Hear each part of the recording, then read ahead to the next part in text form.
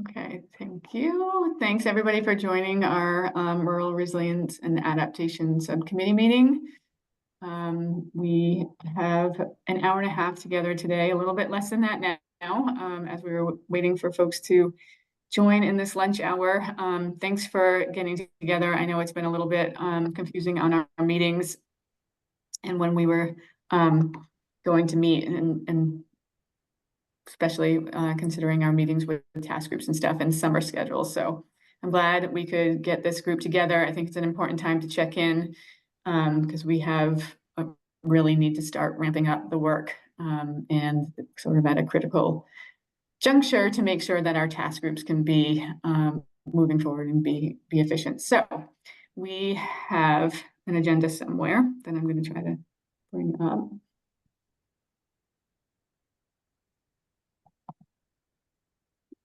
I'm not sharing, but we are going to share some updates from the Vermont Climate Council. There's nothing real monumental there, but just a few things I wanted to check in on.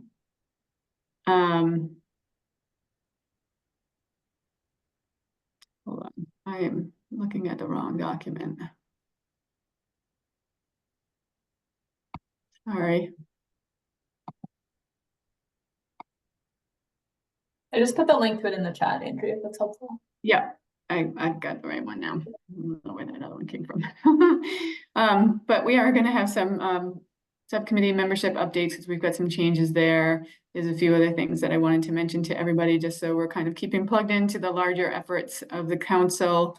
And then we will spend a few minutes kind of going over what the task leads sort of agreed on, some guidance on how to move forward so that everybody's at least operating under the same framework. And so we'll have a quick overview of that just so everybody understands what that is. And then we'll have some task group updates, some time for public comment, and then recap and next steps. And then our next agenda item is to approve the July 12th, 2024 minutes. Do folks need a few minutes to go through those before we approve them? Okay. If not, then can we consider those minutes approved? Members, can I get a thumbs up or a thumbs down? Thumbs up. Sorry.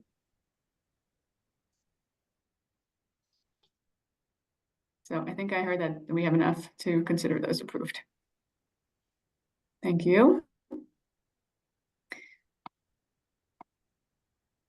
So moving into sort of the Climate Council, some steering committee updates, and then membership updates. I did want to just mention some changes. We've been emailing a little bit here and there about some changes. David is on the call, and I don't want to speak for you, David, but has decided to step down from co-chair, has a lot of other obligations and different committees and groups that he's a part of in a variety of different capacities. And so did not wish to continue as co-chair. So we are have a vacancy in the Climate Council membership co-chair position. Also, they're not on the call today, but Allie Webster and Paula Melton both are stepping down from the Climate Council because of different things happening in their lives and their capacity. So they are stepping down from the council, will no longer be a part of this, which is unfortunate, but we will look to fill those seats. The Climate Council and they have to be their legislative appointments. So that process has to ensue, and then hopefully those replacements will help to also fill the co-chair role. But that'll be a little while, I think. I think that was it for membership updates. anybody have any questions on that or anything?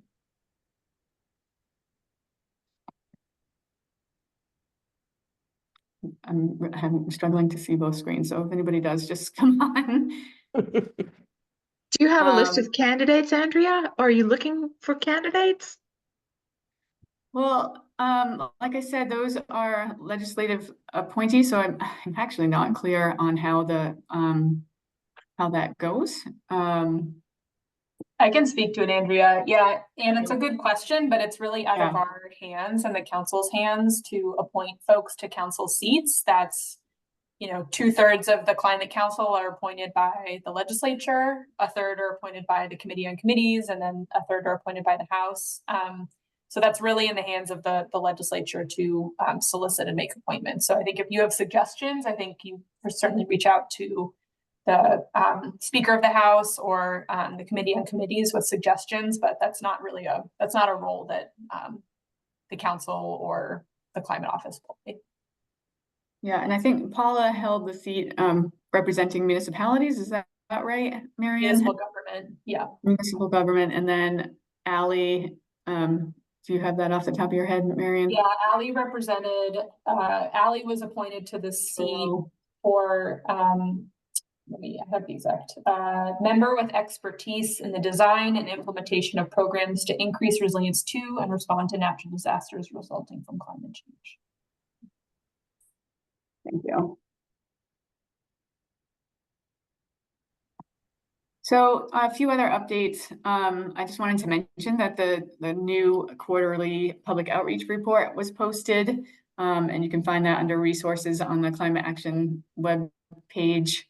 There was also an email, I believe, that you all received. I think it was an email from Liz. But anyway, at the Climate Action Office, on August 6th. And they were just inviting members to help at some public engagement events, basically tabling. So those events, I can put them in the chat after I go through this. One of them already happened. One of them is this Saturday. All Brains Belong Community Health Education Fair. That's at the State House lawn in Montpelier. And then there's a potential other one at the Intervale, also Saturday. So that was just a call for people interested in helping to do some public engagement with the Climate Action Office. There's also SharePoint sites, and I'm going to have to dig into that a little bit more and figure out exactly the organization and how we might want to use that. The Climate Action Office has developed some SharePoint sites for sharing documents, and I'll follow up with a little bit more on that and how we can be sort of organized with the work that we do in sharing drafts. I think it'll be helpful for the task groups as we move forward. And I don't know, Marianne, as being part of the Climate Action Office, if you have anything more to add on that. No, okay. So I'll look into that a little bit more and follow up, probably at least with the task leads, if not just everybody on that. Yesterday, there was a steering committee meeting. It's on the calendar, so you can kind of look at the documents that were shared there, but there was two that I thought were worth mentioning here, and that was there's further guidance that they are looking at sharing with subcommittees to just, again, provide more detail and direction and timeframes around the work as we move forward. So that's one document that was posted there. Again, I can put these in the chat after. And then a working template. They shared a transportation working template, and that is been developed, I think, for each, I think that has been developed for each subcommittee.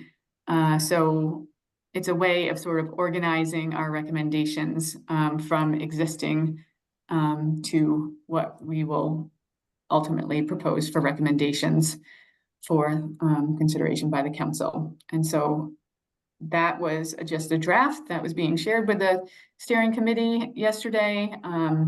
They will again review it at their next meeting, which is, I think, just a couple of weeks away, and determine if that's gonna be sort of the template that we work off of.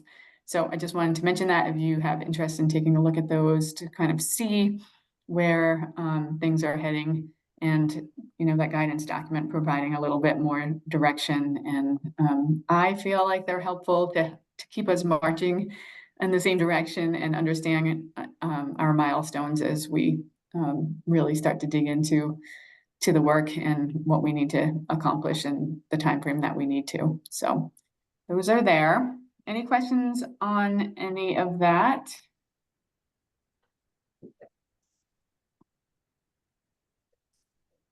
Okay, if not, then I guess we'll move into the task lead guidance document, and I don't recall who was going to lead that conversation.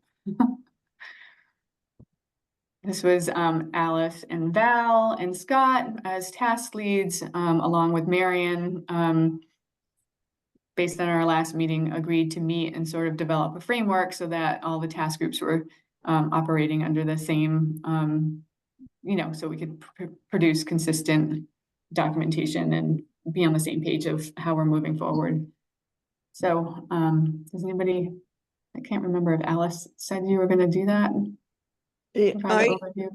I can give a quick overview of what I remember from that meeting. What had happened was we had decided that we were basically looking at using the document that's a spreadsheet of tasks for each, like there's the infrastructure, community development, and the public health task force. And we would be expanding, adding, and refining things in that spreadsheet. For the public health task force, I think it became that we're slightly unique in that some of the things that we'll be putting in there will be brand new, and we'll be starting from scratch in there. But we did agree that we would try to keep with the format that the 3 task forces would use to communicate our discussions and proposals and ideas. I think that's what I remember. Thanks, Alice. And anybody else, Scott or Marion, do you want to chime in? Or I don't know if anybody has that document up that can. I thought it would be great to sort of share that with folks, just so everybody. We're kind of at a very, very different place right now. Some task groups have met once, and only some of the members could join. Like I said, over summer, it's been tough to get everybody together. Some task groups have met several times and had a pretty good showing. So we're all kind of at different starting points right now, or at different places. And I thought it might be good for folks to see that sort of that guidance document and understand how, as a subcommittee broken into task groups, we are, planning to tackle this work. So, Andrea, if you want to share that document, that guidance document, I can talk about what happened in the community capacity and planning task group. I have it open, Andrea. I can share it. I will just say, okay. I think I wasn't sure if you wanted me to talk about this or not.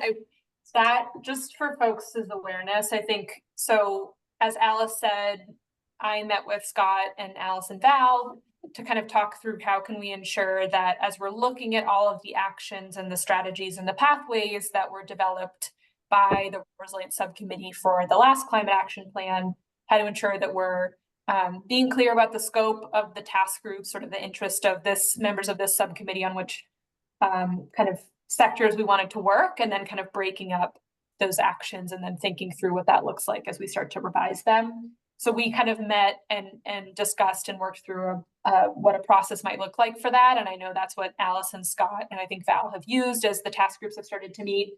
I will say, Andrea, you were talking about some guidance coming from the steering committee, just an awareness for folks that Liz and Jane sort of took what I wrote and are amending it to be guidance more broadly for the rest of the subcommittees. And so if you look, I put it in the chat, kind of links to yesterday's steering committee meeting, but there's one of the documents listed under their meeting, I forget what it's called, subcommittee guidance or something like that.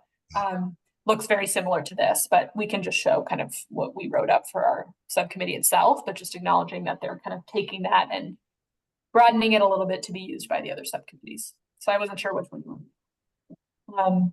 I can share what we worked on. If Scott, you wanted to walk through it, happy to be the driver. Yeah, I think, we're going to do specific task group high level updates in just a minute, but this was just sort of, setting the stage, building the framework for how the task groups would operate. And so I just kind of wanted to make sure everybody had sort of the same understanding of what you all created and how you plan to support those task groups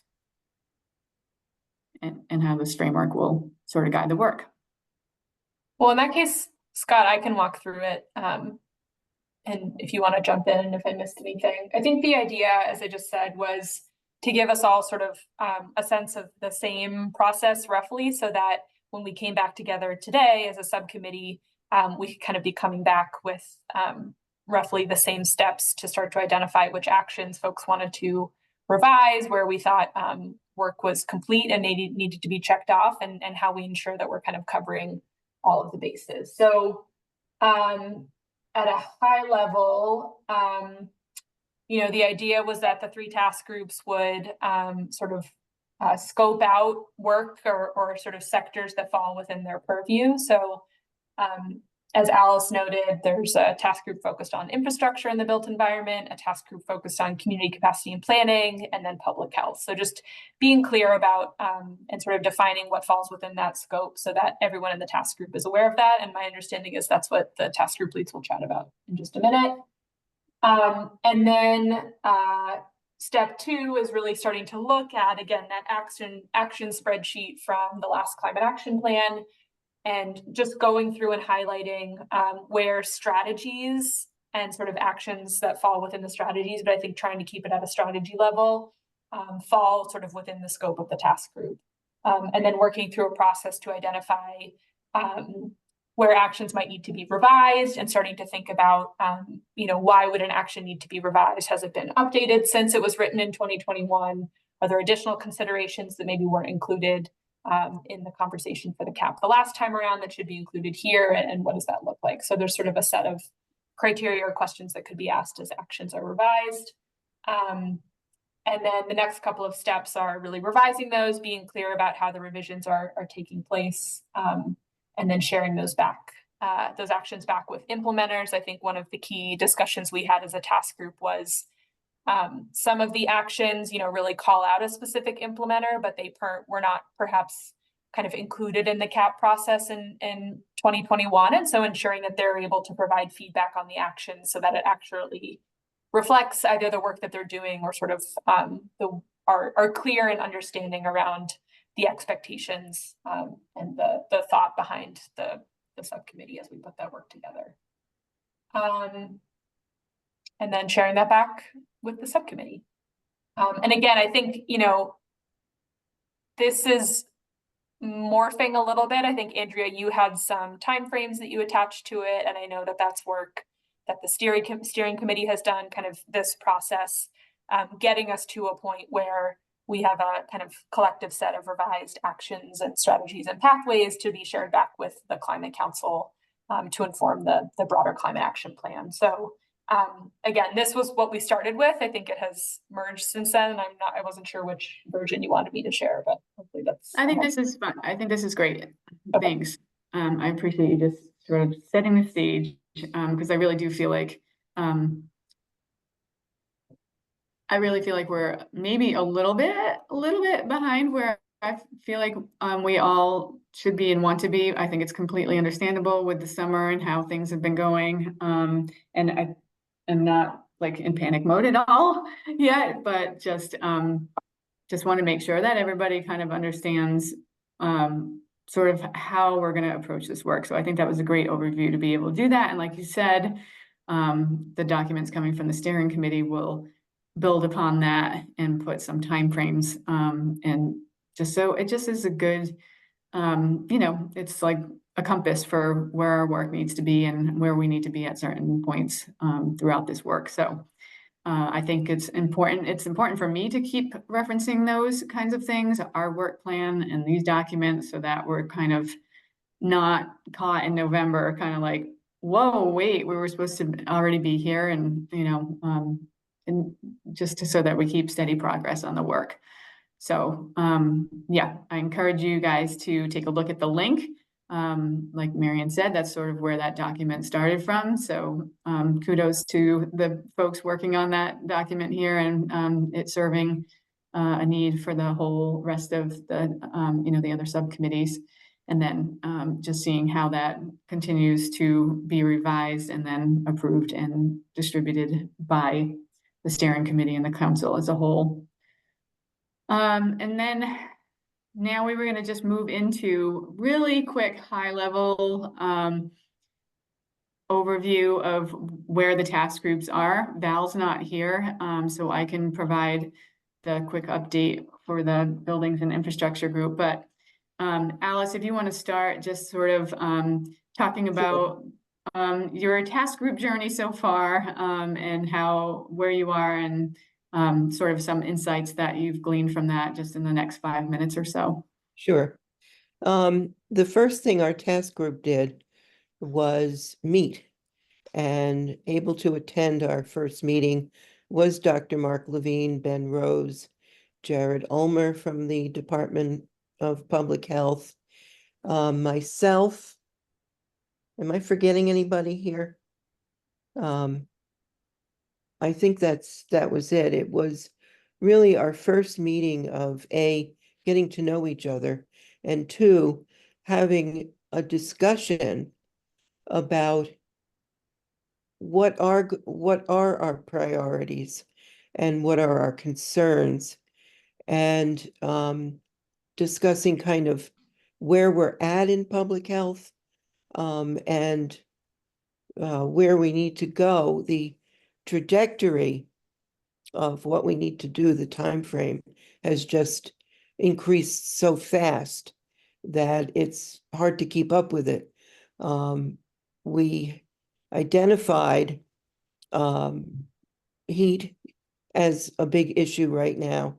We identified wildfire smoke, our air quality from other problems like pollen, ozone, etc. We talked about water quality, from cyanobacteria and waterborne viruses. And we talked a lot about the need for mental health services, many of which are in place now, but making sure that mental health services for Vermont residents who are facing, well, everybody's kind of facing it. There's the fear and the anticipation of what's going to happen next, what's the rainstorm. And also for residents that have either had multiple events or have an event where they've needed to evacuate.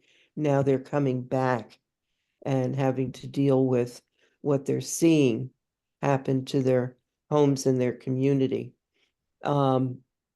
Those issues. Now, the interesting thing is the Department of Public Health had done a white paper in 2017 listing kind of a projection on what were going to be the big issues facing us because of climate change. And they're spot on all of the areas that they picked. So we're taking maybe a subset of those as ranking, again, highest issues. So we met, we had a very good conversation. I was able from that to quickly kind of put things into the spreadsheet for issues, solutions. I was kind of winging it. I didn't get into pathways or anything. I need help with that. But I did put four issues in there. Now, I believe I went back and read them, and I think they need to be clarified and expanded and tweaked.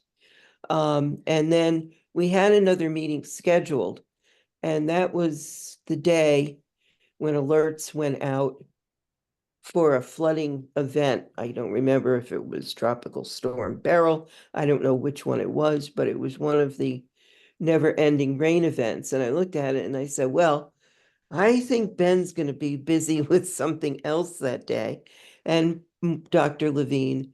And I knew I was going to be busy that day because my emergency manager in Waitsfield was in the hospital getting a pacemaker. So that left me trying to coordinate the road crews and everything for that potential event.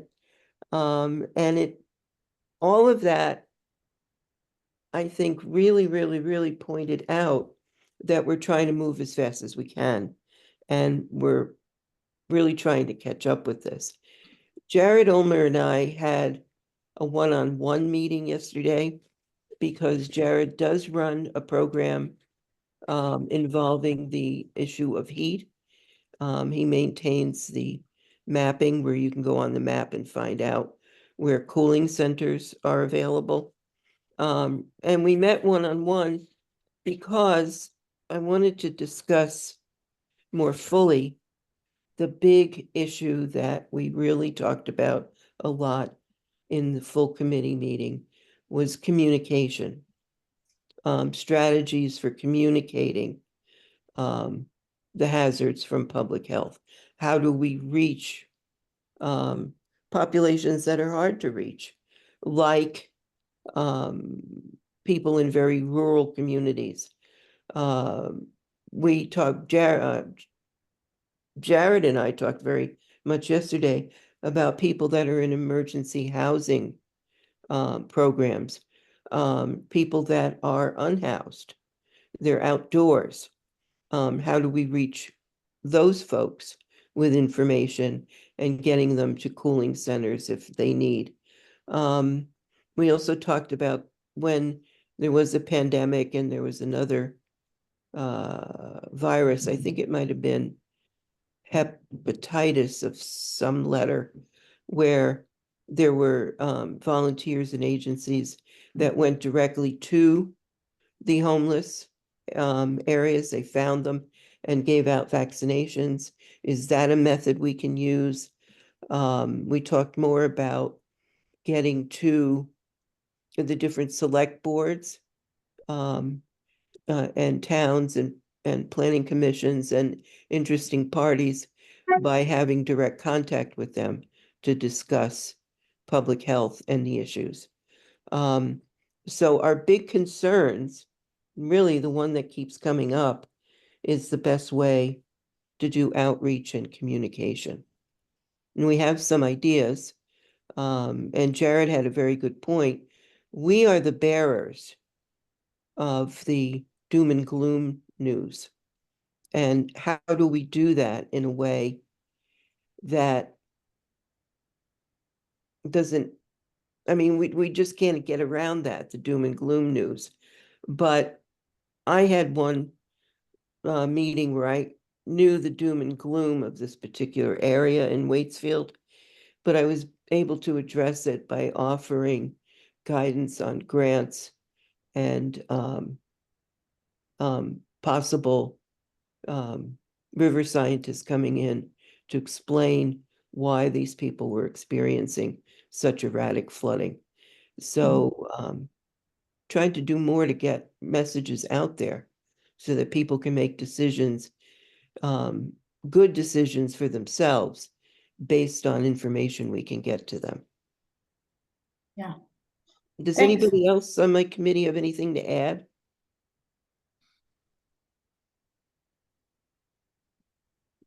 So Good story. we had one, I mean, the meeting was really good. We really kicked it off, got in right to the issues. We all agreed. And then Jared and I had the one-on-one meeting.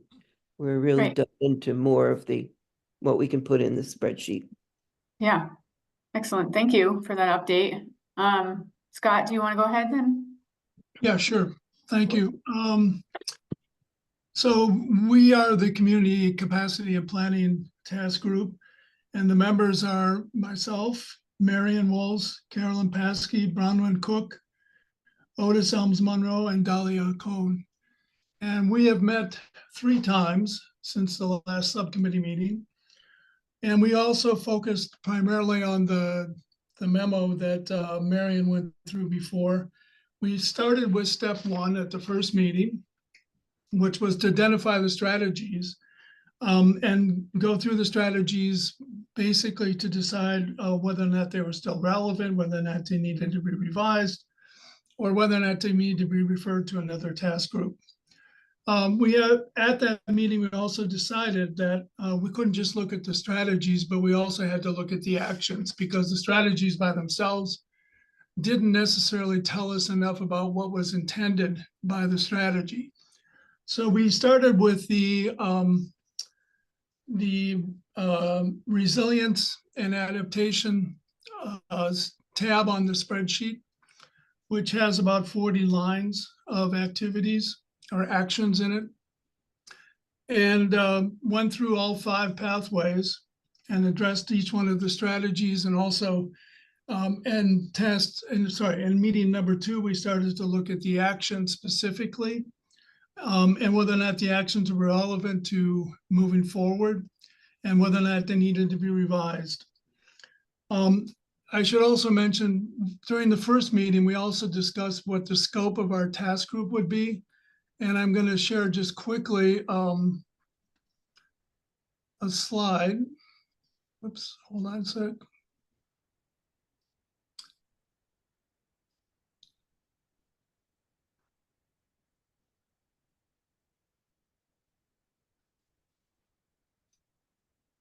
So this is what we discussed as a subgroup or task group about what we would focus on. Basically training, capacity strengthening, funding, but only as it impacts community capacity and planning, not funding for infrastructure or other activities that are more structural. Coordination of state, local municipalities and NGOs, in other words, trying to network and coordinate, interact with different levels of government and non-government organizations. Increasing staff capacity and needs, state level, municipal level, community level. Technical support such as tools, etc. Policy, but only as it impacts community capacity and planning. Planning, obviously, and education and public awareness. So these were what we considered to be the focus of our task group, and helped us look at these actions in a way in which we could actually determine whether or not they were relevant for us. At the second meeting, we really got into the actions and looked at them in a more comprehensive way. And to give you an example, Pathway 5, which is affordable housing primarily, we felt there were some actions in there that actually could be referred to the public health task group. And we made a note of that in the spreadsheet. The spreadsheet has, which Marion has now, we took comprehensive notes on both all 3 meetings. The spreadsheet now has notes on what we want to move forward on in terms of either proposing revised actions and strategies, or moving them to another task group. I'll give you an example. One of the ones under affordable housing, Pathway 5, that we suggested would be more relevant to public health, which was, and it's kind of a simple one, rental registry, or create a rental registry. A rental registry is really being created, a proposed rental registry, both at state and municipal level, is proposed to allow the Department of Fire Safety and local public health officials to look at buildings as to whether or not they meet public health codes. So that's why we discussed whether or not it was more relevant to the public health task group. We also discussed combining and revising some of the strategies and actions. And I can give you another example of that.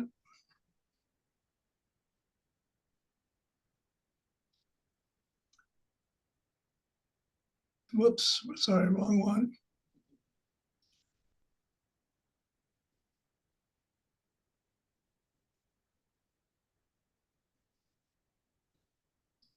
So this is an example of what we discussed. This is under pathway 1, and it's strategy 14B, and it's up there for you to read. But there were 2 things here that basically discussed increasing funding to regional planning commissions, or create and fund 1 natural resource staff at each and every regional planning commission. Our notes were basically trying to consider combining these, changing the reference in the action from a climate vulnerability index to the MVI, which is a municipal vulnerability index. Consider funding and continuing educations for the RPCs, and also making sure that we're not introducing something new, but trying to build upon some of the plans that already exist at municipal level, such as requirement for hazard mitigation plan, comprehensive plan, other strategies and visions that might be available at municipal level. So what we're trying to do is look at how to combine some of these actions so they make more sense and actually help build the capacity of local institutions. The 3rd meeting, we just basically went over everything and consolidated these ideas. And I think Marion and Otis are starting to put together these in a more logical format so that we can discuss them at the next meeting. Does anybody else on this task group have anything to add to that? That was perfect, Scott. Thank you. Yeah, that was great, Scott. Thanks for that overview. And for all the folks for getting together and doing that work.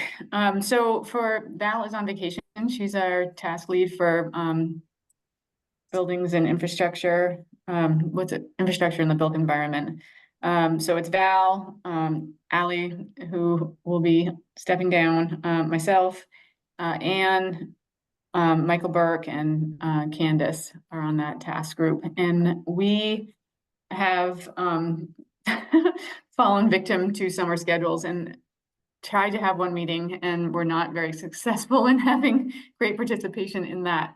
But we've been kind of working on the side on shared documents and trying to figure out different ways to move forward. So where we are is that we have done sort of a comprehensive review of all of the strategies that were in all of the strategies and actions that were in the 2020, the initial plan. And then looking at which group we thought should take the lead on that.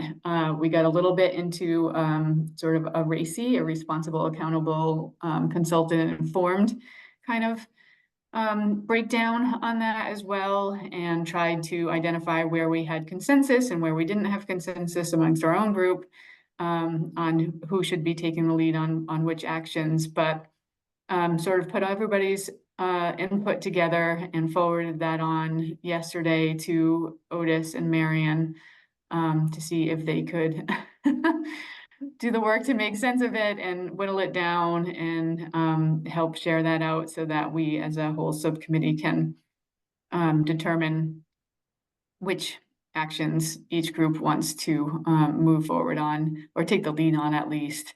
And one of the things, I think the biggest thing that we kind of came to, and we had some discussions earlier on in our subcommittee meetings about this, is that I think it's pathway 3, which is actually strategies 16 or something, 16A through something.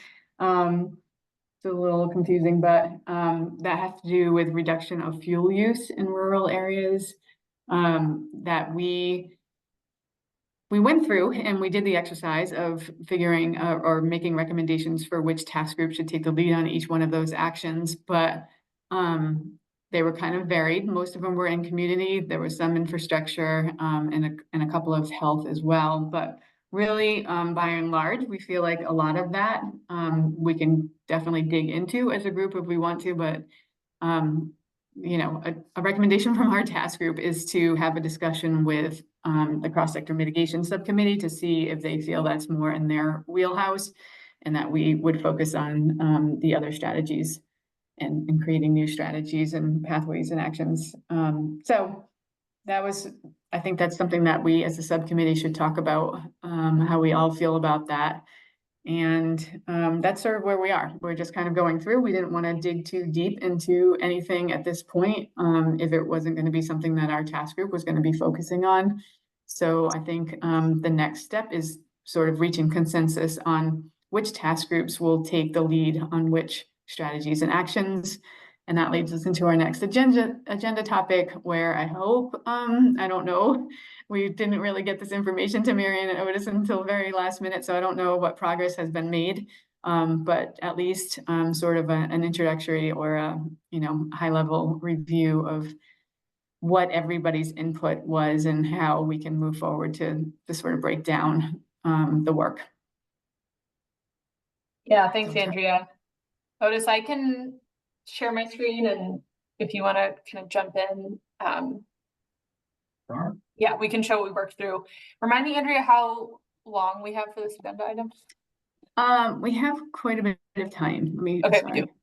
Okay, so I'll share my screen. It's going to look like a colorful spreadsheet, but we'll kind of walk through it. I think the idea, as Andrea said, is each of the task groups have kind of identified strategies and then the actions under the strategies that they think do or don't fall within their scope. And then infrastructure went above and beyond and also assigned them to other task groups, which is great. And I think, so Otis and I took those and kind of did a comparison to figure out, okay, at the strategy level, is it clear kind of where the actions under the strategy fall to a particular task group, or are there areas where there's a lot of overlap? And then I think where there are areas of overlap, that's where we as a subcommittee need to kind of talk about how we want to go about editing and doing that coordination. And so, Andrea, I don't know what you were thinking, but as Otis and I were chatting about this yesterday, I think getting to a place where we're clear on sort of how that coordination will work would make sense. But I'll share my screen and kind of walk through, or maybe Otis, do you want to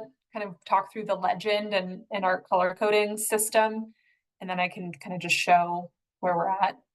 Let me just jump in. We want to take public comment at 1:15, and Marion, did you have another meeting that you need to leave? It got canceled, so I'm good. Oh, yeah, good. Excellent. Thanks. Go. Oh, you're on mute, Otis. Oh, Andrea. Sorry. Oh, sorry. Okay. We're in the same room, so it's always tricky to figure out who's gonna mute and unmute. Yeah, so we try to keep the colors to a minimum, but there's only so much you can do. So the green is the green, and then you'll see orange later on is by strategy. So we highlighted the entire strategy in green if it was pretty clear that the bulk of those actions belong to a single task group. So you can see here with 15A, almost all of those fell to infrastructure. So we just highlighted green, infrastructure will take it, no real need for further conversation, essentially. The orange strategies is where multiple task groups identified that as something they thought fell within their sort of purview. And then the red text for individual actions is where two task groups claimed the same action, sort of as the primary responsibility. Sort of there was some like primary, secondary kind of stuff. We focused mostly on who wanted to be the primary, have primary responsibility for a given strategy or action. So did I get that, Marion? Anything you wanted to add to how we did the colors? That sounds great. And I will just say, this document is saved on the website on the meeting for today. So if you click it, it will sort of prompt you for a download, but you all can open this and explore it yourselves. And just to orient folks, we're on sheet 3. Sheet 2, I think is actually, we just started with the infrastructure task group, but this should look familiar to folks. This is that kind of the base spreadsheet that has all that information, and it looks like infrastructure went through and highlighted. So maybe we should just remove that, but that's what is on sheet 2. And then we have just what Otis said in terms of the legend for your reference on the last sheet. Yeah, for the infrastructure highlighting was just the green was where we had consensus, and the yellow was we had differing opinions for those who provided input. Great. So I'll walk through this quickly, and then I have I took some notes on it and put it on a PowerPoint so we can talk through it, because it's hard to kind of keep it all in your head in a spreadsheet. But just to kind of show you all and orient, again, the objective with this was to really see where there's overlap or where specific strategies kind of directly fall to one task group, and we can be comfortable with one task group taking it on. So as Otis said, if it's in green, it was pretty clear that it fell to one task group. And so this is organized by pathway. So pathway 1 is around capacity for planning and implementation. I think based on the overview Scott gave of sort of the scope of the community capacity and planning task group, it's fairly clear that pathway 1 in general would fall to that task group. And that reads out based on the kind of identification of leads that all the task groups did. So green kind of indicates the majority of the strategies under this particular pathway, or sorry, actions under the strategy fell to one group. And you can see in column E where we took who kind of had identified themselves as lead. There are a few cases where particular actions, so these two here, technical assistance to assess flood erosion for drinking water and wastewater systems, and then a state level individual assistance program. There are multiple task groups that kind of identified themselves as primary. I will say, Alice, it sounds like you all didn't go through existing actions too much, but the other task groups did a little bit of that for you. So we'll just say it would be worth, I think, your group taking a look at this and seeing if that sort of resonates with you all as you think about the scope of your group, whether or not this action kind of makes sense to fall to your task group. But Yeah, I was just sending Scott a chat message that one thing that he identified as being a public health issue, the emergency housing and homeless, and trying to track these folks to get information to them, public health information. We've identified that through our communication concerns, and so we're kind of Vulcan mind melded on that issue. Great. That's great. So glad there's some coordination happening there already. It sounds like there needs to for some of these actions. And then I will just say too, I think we were also curious to see if there were particular strategies or actions that no one sort of claimed as their own, that no one really thought was within their scope, that didn't pan out. So everything is sort of assigned to at least one person. But I think as a group, acknowledging kind of our limited capacity in this, it's okay if, you know, we decide a particular action made to apply to a task group, but then to not edit it further and to kind of leave it as is. I think that's okay. So we were curious to see if any of that actually happened in this first pass, but it didn't.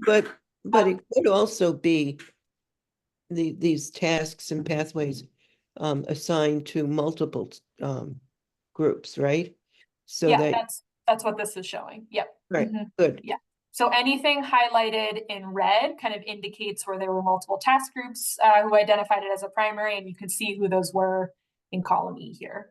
So I'm not going to go through it all, but this was pathway 1 was kind of green, clearly identified to the community capacity and planning group. Pathway 2 relates to investment in infrastructure, and so fairly clear that that falls to the infrastructure group. Again, there were quite a number of actions in here, but a few, you know, this is identified at the strategy level where there were 2 groups who sort of said they might be interested in editing that strategy or action together. But again, the primary sort of role for that would be the infrastructure group because the majority of those fell to infrastructure. So we're still in pathway 2, but again, identifying at an action level where there were 2 task groups who thought they might share that. And then we kind of get to the orange where there are every single kind of strategy and action had a different or multiple different groups identified for it. So there's not a clear lead on this one. I will say too, we've talked about this in the past, and I know at our task group, the community capacity and planning task group, we've talked broadly about whether pathway 3, which really talks about and speaks to fossil fuel reduction, makes sense in our subcommittee broadly. I know, you know, Scott has some thoughts about that, but I think there's going to need to be conversation, and whether we have that today, Andrea, or at a future date, but just flagging that question. So moving right along, this is all pathway 3. Again, you can see a lot more bright colors here. Pathway 4 is related to land use policies. Again, it's green because the majority of these strategies fell to the infrastructure task group, again, with a handful identified as needing to be coordinated with another task group as well. And that was for the particular strategy. And then there is one other strategy under pathway 4 that sort of crosses multiple task groups, so not one clear lead. And then the last pathway we have here is pathway 5, which again needs some coordination across various task groups. So I think that's the question we have to answer today. And I will say, it was great, Alice, that you kind of shared your initial drafts. We can obviously clean this up as you work on it further, but Otis kind of included the new ideas you had around strategies and actions from the public health task group at the bottom of the page here. So you can see that as well. All right. So I'm happy to kind of go through that. I guess, is there anything I missed, Otis? No, yeah, no, that covers Okay. pretty much what we did yesterday. Yeah. Yeah, we did it yesterday afternoon, so not too much thought into it. I wonder, can you all see this PowerPoint that I'm pulling up? I just tried to summarize quickly where we're at. So at a very high level, pathway 1, again, that's sort of at the top of the Excel document if you're working through it, has 4 strategies. Most were assigned to the community capacity and planning task group, with a handful that need to be coordinated with other task groups. Pathway 2, most assigned to infrastructure with some coordination.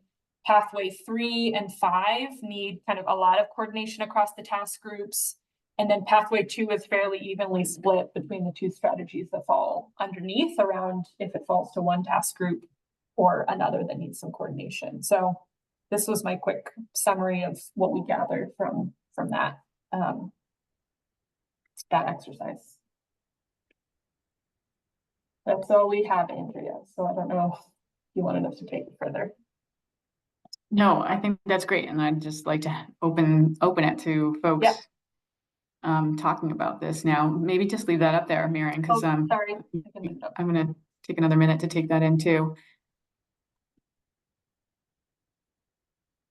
So yeah, I'd love to just hear from other people. You know, some of us went through this exercise in detail, and some others just are having more general conversations and moving into developing other recommendations already. So just kind of backing up and sort of being here at the same stage. What are folks' reactions to this? If there are any general reactions or specific ones. I'm feeling like my sense is that we should try to have another meeting, maybe the second week in September, a little sooner than maybe we had planned, and really just get consensus on this and give people some time to go through the spreadsheet, the master spreadsheet, and get back together on that. We can talk more about that too. But yeah, generally, what are folks' reactions to where we're at and what the outcome here is? I'm curious, did anyone assign the capacity and planning group ones that we hadn't called out, or and how? Yeah. I think there were some that infrastructure assigned us. Again, it was only, public health was kind of, as Al said, kind of thinking about new ideas. So there were some, I don't know exactly which ones. I think probably in the infrastructure pathway, we could go take a look. But yes, I think there were some, and to what Andrea said, which was an interesting, and you can see it in the sheet in the first tab, because we just took what infrastructure had shared with us. Andrea, It's RACI, RACI. It's responsible, accountable, consulted, or informed. It's just sort of like when something is happening, right. Identifying which groups fall into those categories. If Val were here, she kind of put that idea forward. We didn't really have a chance to talk about it. I'm somewhat familiar with that, so I just kind of carried it through with some of the finalizing I did on that document yesterday, but really you'll see that I just put responsible and consulted. I didn't really do the accountable and informed. So to me, that was just kind of taking it at a very high level and saying responsible means that group takes the lead, and consulted means that they obviously need to be consulted on what happens, but we'll be doing a lot of consulting on all of these. So, and when I went through the infrastructure, I basically just said, we had like 3 or 4 people that provided input on it. And so we just tried to go along with the general consensus of the group. There wasn't complete consensus all the way across the board, obviously. But if 2 people or 3 people said community, And I said infrastructure when I put community. So, Anne, go ahead. Thanks. I think this is one thing we struggled with is, and it sounded maybe like public health struggled with it as well, which was what to do with the pathway 3 fossil fuel reduction actions and strategies and actions. And my thought was that those could be referred to cross-sector mitigation, as that's really a big focus of theirs. And there's a lot of sort of redundancy across those with what they're looking at right now. But along with that, in terms of that RACI framework, it seems like that's an area where we had a lot of interest before. And there's certainly, in addition to fossil fuel emissions mitigation, there's also some resilience benefit to some of those actions, some of weatherization in particular. So I wonder if that is a framework the broader council or across the subcommittees could adopt in terms of, if they agree to sort of adopt our actions and strategies around emissions mitigation measures, electrification, weatherization, et cetera, if there could be a feedback loop where we are, consulted or informed around some of those actions, so we know that they're just not lost. Yeah, I think that's great. And I think maybe it sounded like maybe Scott had some input on this as well. And I think it would be great to have some closure on this either way. It's a big pathway. There's quite a bit of material in there. And there are probably some things that should stay with rural resilience. I also think the reason it's there is because of the way the charge to this subcommittee was written from the Climate Council, or through the GWSA. I can't remember. I guess it was in the GWSA that it was explained that what this group was responsible for, and it did speak to that. So I am happy to take the lead on coordinating that with the cross-sector mitigation co-chairs to see what their take on it is. But I do think either way, whoever takes the lead, I think we could do an initial cross-check even of what is in their recommendations and what's in these recommendations, and see what has overlap and narrow it down that way, but also to say who's going to take the lead, and then how will we coordinate making sure the interests of both groups are covered.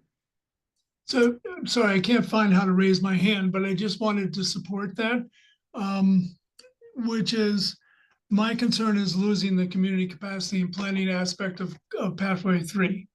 I think it's really important to remember that a lot of the implementation of programs like weatherization and even renewables and so on will fall primarily to municipalities in the end, and coordination is through the RPCs. And I just don't want to lose that to the cross-sector mitigation subcommittee.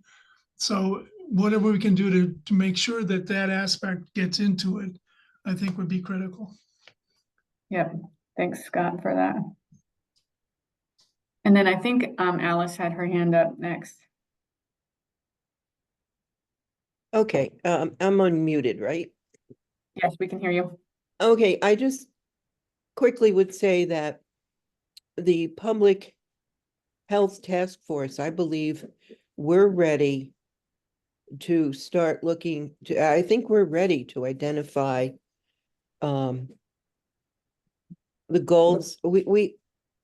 What's important to us is how to get this communicated correctly and accurately, and look at the kinds of things that would help us do that better in terms of making sure there are actions that we need to send out to the public, that they the streamlined way that the way that the public health department gets its information is streamlined and not too complicated between state government departments. So we're ready to do things. We've got all our issues down pat. We know what our issues are. I think now our next steps will be to, again, like I said, go back in and really define our goals and actions.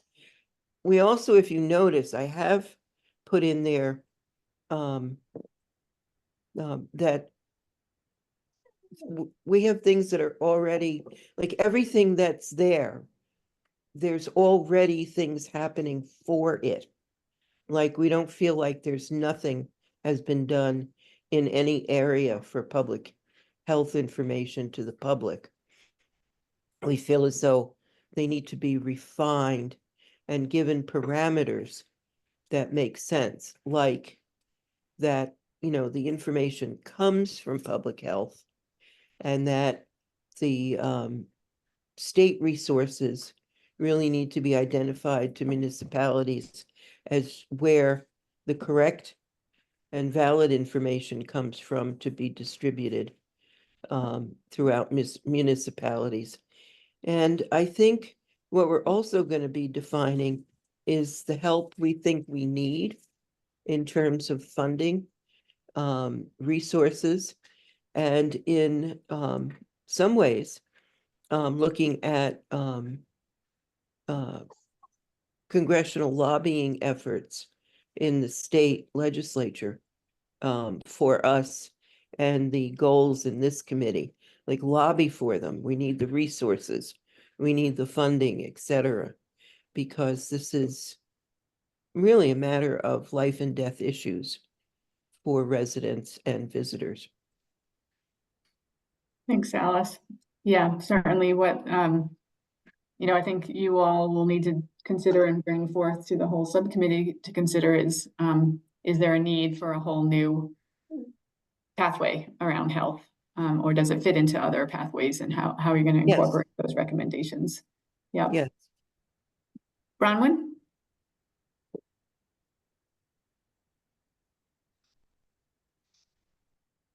Oh, sorry. I forgot I had my hand up. Um, What? okay, so I guess that I'm just gonna go ahead and use this time then. I guess just a third for what Anne had been talking about earlier with the fossil fuel reduction, mitigation, passing over to cross sector. That really had me thinking. I think it's a really, really good example of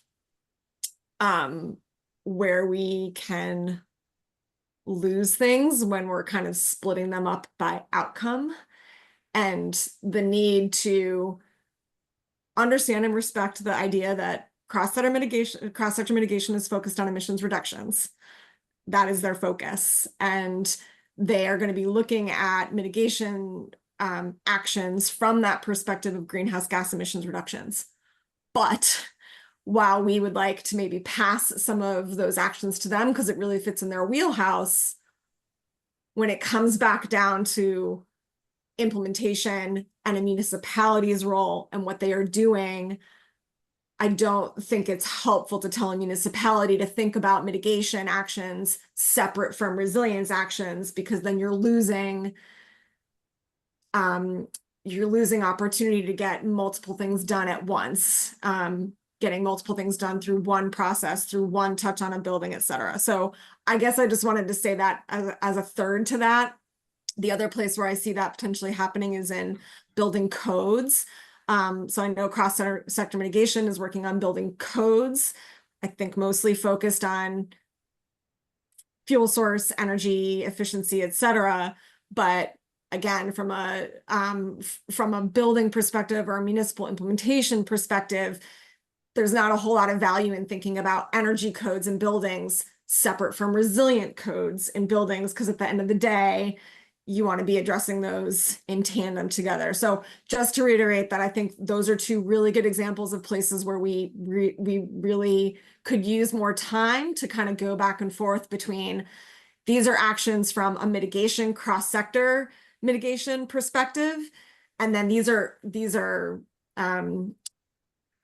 groupings of things that make sense from a municipal resilience perspective that's going to be addressing both mitigation and resilience at the same time, because both of those are part of resilience. So I'll stop talking and beating a dead horse with that, but just wanted to third that strongly. Andrea's grabbing a cord, but go ahead, Scott.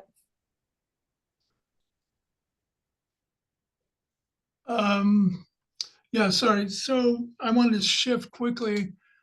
Thank you, Bronwyn. You highlighted exactly what I've been saying previously, but thanks for that summary.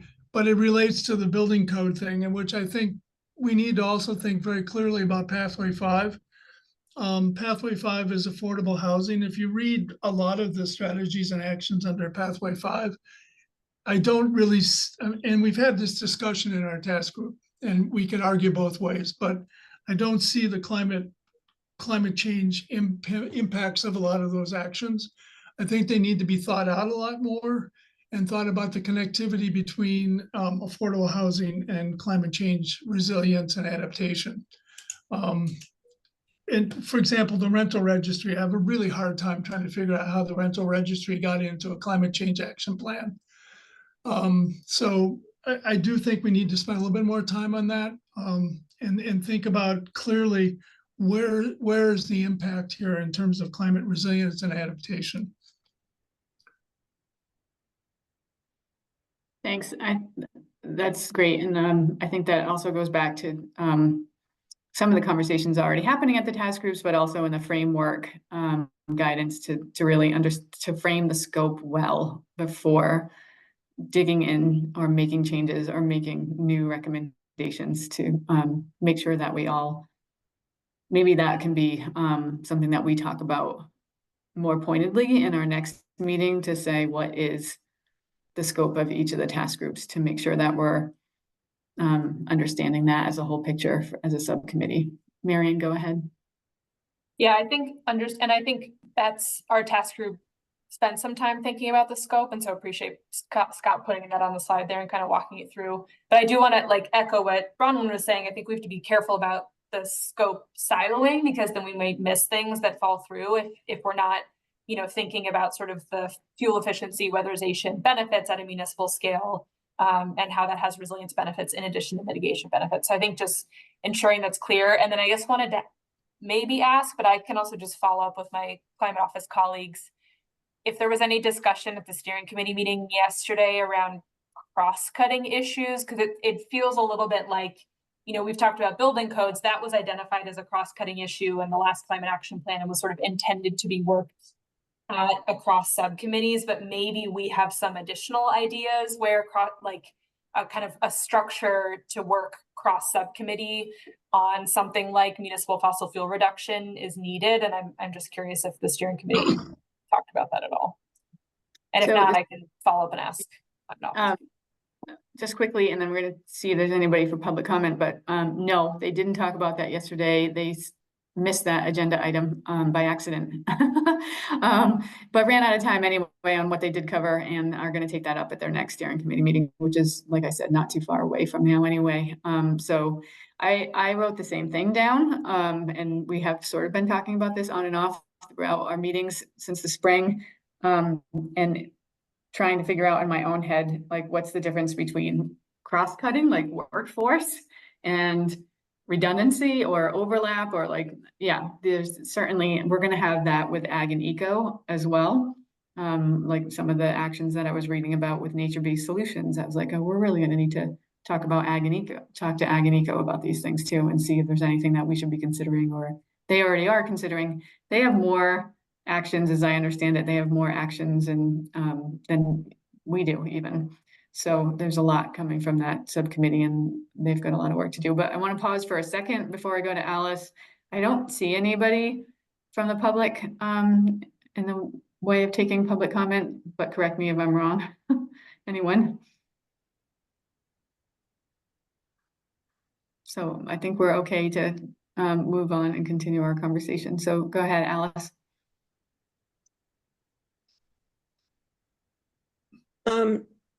I just want to point out, I think there's going to be conflicting goals in the state and in municipalities.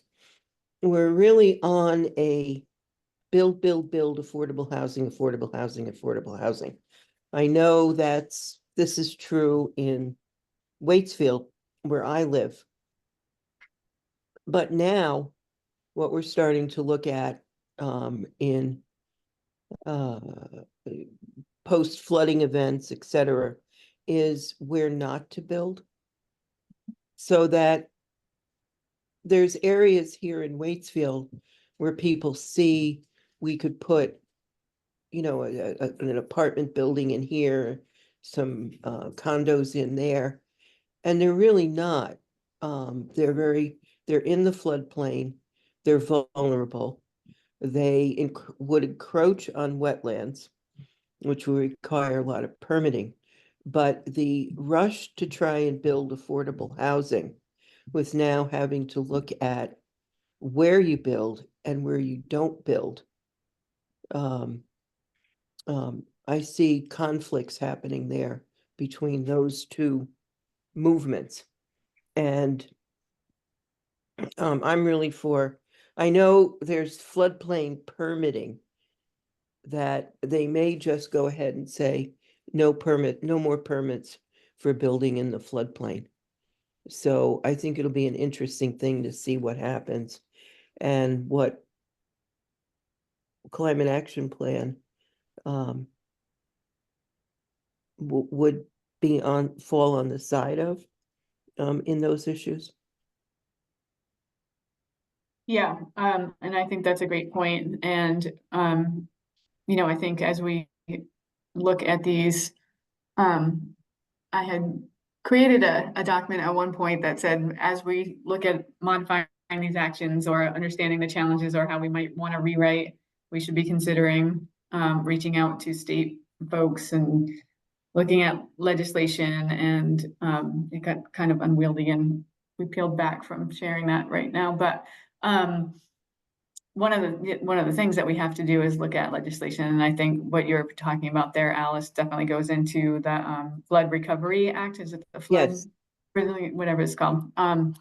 So yeah, understanding how that fits into our recommendations too. But FEMA's I don't know who. Say about this. FEMA will I'm have. sorry. I'm saying, yeah. FEMA will have a lot to say about this too. Mm-hmm. So we have to move on to wrapping this meeting up soon, and we've got 3 hands, so hopefully we can get to all 3 of you.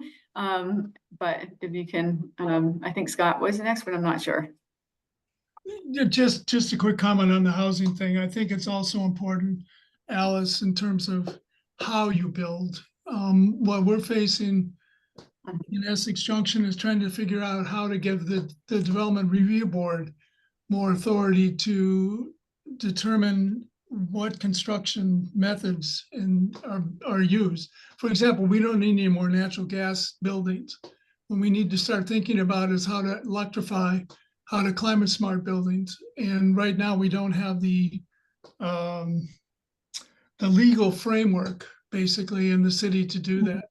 So that's, to me, how Pathway 5 could be, in my view, thought about is how do you instruct builders, train builders, build capacity, give the DRB the authority through codes or whatever to be able to make sure that whatever is constructed is climate smart, as opposed to just building new buildings. So it's not just where, but it's also how. Bronwyn? Agree with Scott about the where and the how. And I, just to offer a different perspective, I think, you know, yes, there is a push to develop not just affordable housing, but housing in general. The need is great. And it seems like every year we just keep losing more. And I do think there are good examples of bylaws and regulations in place. And I think we are doing a pretty decent job, I think, of being very clear about where we cannot build. But what we don't do as good a job of is identifying where can we build and build in a way that is climate smart and climate friendly. I will just add, so a couple of things, there's a lot that's happening at the state level, some recent legislation between designation reform that is looking to better define places that are ready for development, including climate safe development.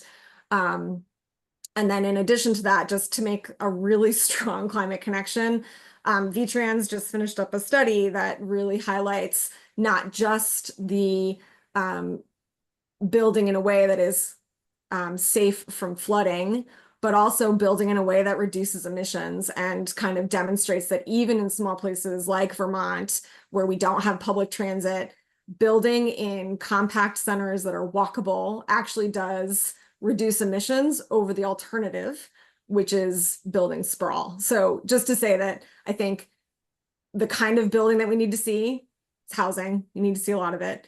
And where and how that housing is built absolutely has a connection to our climate objectives.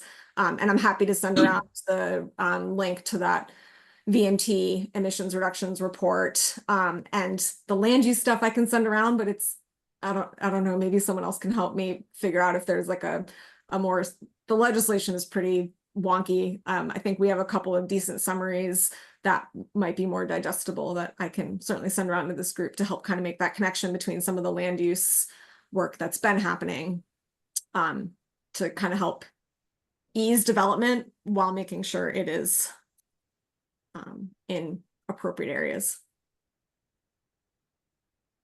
Great, thanks, Bronwyn.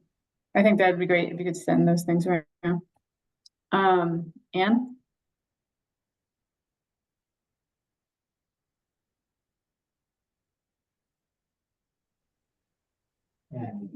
Yep. And if you can hear us, you've frozen. Nope, she's gone. Because she understands that. Hopefully she'll. Oh, are you there? Hi, I'm not sure what's going on with my internet. Okay, we can hear you. Okay, good. I come from a very small town in the Northeast Kingdom. And I think that the way most of this is gonna have to go is through state regulations that make municipalities do things a better way and provide them with the resources. And I can't believe I'm actually saying this because normally I'm a real advocate for small communities. And just one more, I mean, I'm really sorry we're losing Allie Webster because she was with the NVDA, the Regional Planning Commission in the Northeast Kingdom. And we have many, many, many tiny towns that struggle just with the basic municipal work.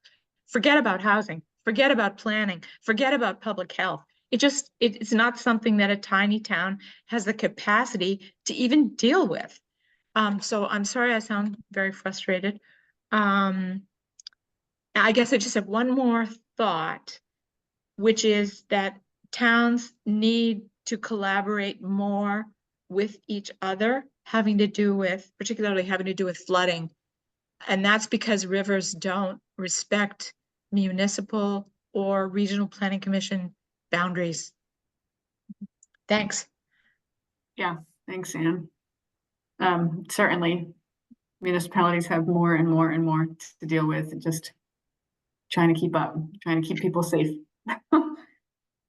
Yep.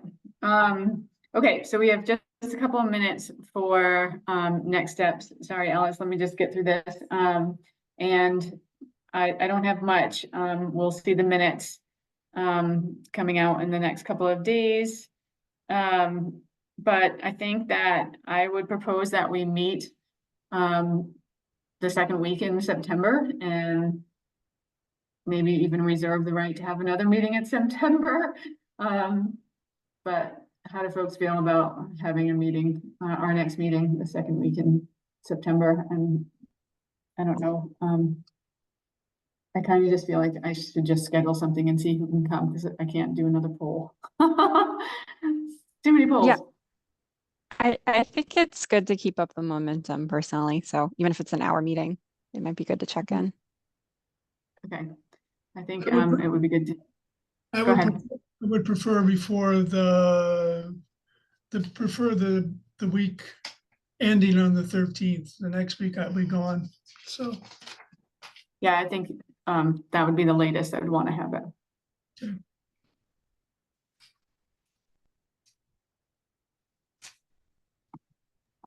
Andrew, do you have thoughts on what you want task groups to accomplish or not, or just wait to meet before then. I know our task group, we were sort of waiting to determine if we wanted to meet again based on outcomes from this meeting, but I'm a little unclear about how to move. So I think a good thing, and you all can weigh in, to be working on is to look at that master list and make sure that there's, I would assume that there's consensus on that because we provided the input that created it. But if there are any specific actions that one group feels that they particularly need to be involved in, then we can have that conversation at our next meeting. And I feel like based on that, I would say it's time to move on and go on to the next step in that guidance document, you know. I can't remember off the top of my head what the goal is, but you know, by October, we're gonna be having, end of September, really. We wanna have proposed modified strategies and actions. So I think we do need to keep moving forward. I can definitely, I've got notes scribbled this way, that way, and every way on my paper right now, so I need to kind of figure out what I had for thoughts, and I can send a follow-up to the task leads too. But if others have thoughts on what the next step is, happy to provide space for that. Well, if I could, sorry, go ahead, Carolyn. I was gonna suggest maybe if we could have a meeting where we're talking with the other what are we calling them again, task groups, to talk about the actions that are kind of in both wheelhouses and divvy up that work so that we know what we're focusing on. I think that'd be good as a larger group to focus on making sure we know who's focusing on what so we can move to the next step. Okay, I feel like we have a good start on that. So I don't think we have to wait for the next meeting to do that, because it seemed like by and large, there was pathway one was going to be community, right? Except for a couple of actions that maybe had some crossover. So I think we don't need to wait for another meeting to get that large group buy-in on everything. So I would not say don't meet again until we meet as a group. But yeah, like I said, open to hearing what other thoughts on that are. Yeah, I think there's certainly ones that we can move forward on, but there were a few that it'd be good to sort that out. Yeah, I think in our next meeting we can do that for sure. Yeah, that's why there's a lot of good work in that spreadsheet. So I think if folks can have a little more time to dig into that and we can sort of reconcile those last few, that would be great. And in the meantime, I can also reach out to cross-sector mitigation to talk about pathway 3 and see what their input on that is. Marion, go ahead. Yeah, I was going to kind of echo what Caroline said. I think I was interested in hearing it's sort of the trickier actions are sort of claimed or assigned to multiple task groups. And so being really clear about how we're kind of coordinating that. I mean, maybe for some of them, there's sort of a lead task group, and then we have to consult with another task group. And maybe some, like, as Caroline said, we kind of have to meet within the task group and figure out how to do that. I think that's what's going to take more time. I think we could certainly move forward with the ones that are clearly defined just to our group, but those are kind of the trickier actions. So I think if we want to wait to kind of have that discussion in September, that's great, but just wanted to be clear about that. And then I guess just to clarify, so are we just leaving pathway 3 and no one's going to look at it for now until you kind of check in with cross sector? Is that, I'm seeing yeses and nos, so I think we need to clarify that. Okay. But Scott, go ahead. You should go ahead. No. No, well, I'll talk about pathway 3 in a minute, but I think from my perspective, I think our task group should meet at least once before the next meeting. And I think what we could do is we could focus on things that are clearly in our wheelhouse. So pathway 1, we could start talking about how to either revise, drop, et cetera. We have enough notes, I think, in our task group and in the spreadsheet where we can move forward on some of those actions and strategies. So I think we could get some things done before the next subcommittee meeting. The question I have is, well, I have another question about that. Pathway 3. I do think that there's some things in there at least we can have comments about for the next subcommittee meeting. Not necessarily revisions, but at least some ideas that might be coordinated with the cross-sector group. So Okay, I think that would be useful as well. okay, I think that's totally fine. And I also think that there's probably some overlap with the sort of the goals of some of the actions within that, with other actions in other pathways and strategies. So that's something to look at as well. I just, one more comment, which is there are a number of questions under step 2 that once we get to the actions and strategies, we're to look at financing, climate justice and equity, et cetera, et cetera. And I guess the question I have in the back of my mind is this something that we'll follow up with other people that if we don't have the answers, in other words, talk to state employees or whatever, or are these things we're supposed to have the knowledge in our task group to answer? I mean, I'm not exactly sure what the guidance says, but I would suggest that the next meetings of the task groups focus on looking at what is clearly in their wheelhouse, and then you know, at a high level, maybe just deciding like, yes, that needs to stay. Looking at the progress, like there doesn't need to be any modifications to it, you know, sort of lumping it into those things. Revisions needed, modifications needed, or, you know, leave it alone, delete it, and why. And then I think, yeah, it's going to be up to the task groups to determine who they need to hear from to make a better recommendation, and what other resources they need to reference, like, you know, recently passed legislation, or hearing from state agencies that are implementing different things. So, you know, sort of the next step is to say, we don't think we need to do anything with that one, but these we might need to, and we need to hear from this or learn more about that to make a good modification to it.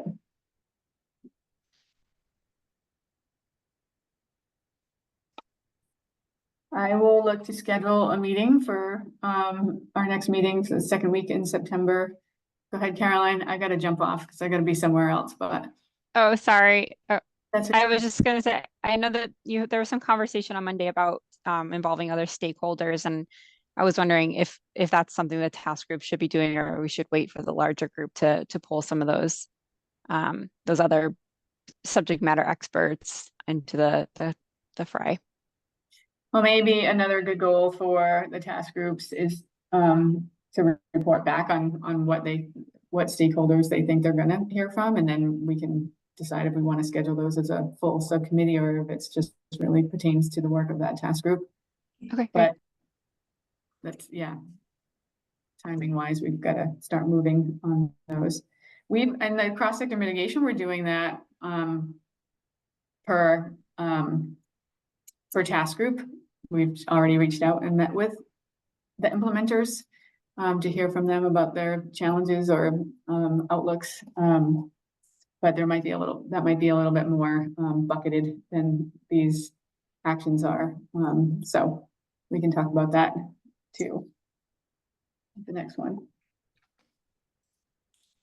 Okay. Thanks very much, everybody, for a great conversation, and see you next time. Thank you. Bye.